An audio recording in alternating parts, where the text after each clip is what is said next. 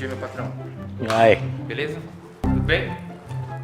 Tô de boa. Opa, e aí, boca aberta, firmeza? Boca aberta? Ah, não acordei bem hoje não, mano, tá louco. Mas você precisa chegar assim, meus estabelecimento aqui. Calma, no Castelo, tô chegando no bagulho. É meu jeito carinhoso com as pessoas, tá ligado? Lá no Jardim Peri, lá é assim, nós trata a galera tudo na altura, tá ligado? Tá bom, maluquinho, mas não precisa levantar a mão, vamos... Calma, então deixa eu falar, tudo bem, você não deixa nem eu falar, o Luano Piovani, você tá...